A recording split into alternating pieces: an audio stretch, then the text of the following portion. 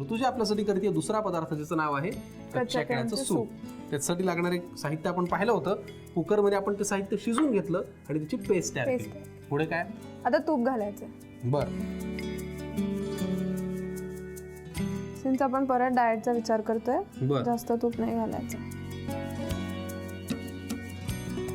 तर तूप मेल्ट झालं की त्याच्यात जिरे घालायचे लगेच.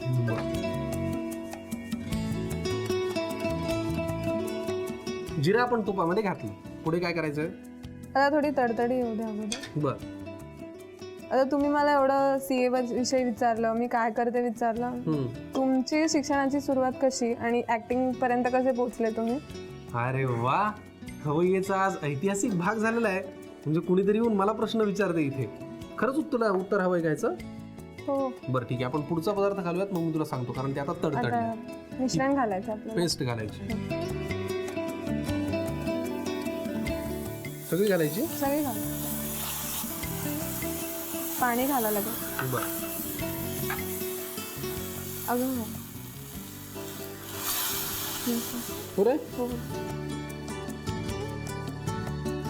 आपल्याला हवं तितकं पातळ आपण करू शकतो. हो. बरं, तुम्ही सांगितलं नाही. हां, आता याला उकळीपर्यंत मी तुला सांगतो.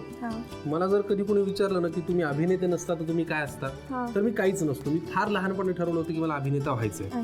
फक्त काय, माझ्या बाबांचं माझ्या एवढंच म्हणणं होतं की आपण मध्यमवर्गीय आहोत, शिक्षणाशिवाय आपल्याला पर्याय नाही.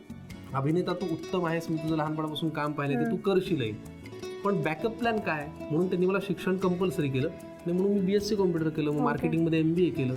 मग ते झाल्यानंतर झी मराठीवरती, ज्या वाहिनीवरती आज मी निवेदक म्हणून काम करतो, तेच महाराष्ट्राचं सुपरस्टार नावाचा एक कार्यक्रम आला, रियालिटी शो, ज्याच्यामधनं बरेच कलाकार आज इंडस्ट्रीला मिळाले आणि खूप अत्यंत सक्षमरित्या ते स्वतःचं काम पार पाडतायत. तर तशी व्यावसायिकरित्या सुरुवात 2008 पासून झाली, पण मी 7 वर्षांचा होतो तेव्हापासून मी नाटकात काम करतो. अशी ही सुरुवात झाली. मी त्याला व्यावसायिक रंग दिले झी मराठीने. सगळ्यांची लाडकी होती, बरोबर ना? अजून काही उत्तर हवंय का तुला? आता मी विचारतो, थांब. नक्कीच. बर, त्याला आता उकळी आल्यानंतर पुढे काय करायचंय? आता आपल्याला मीठ घालायचं. मीठ घालायचं चवीनुसार. बर,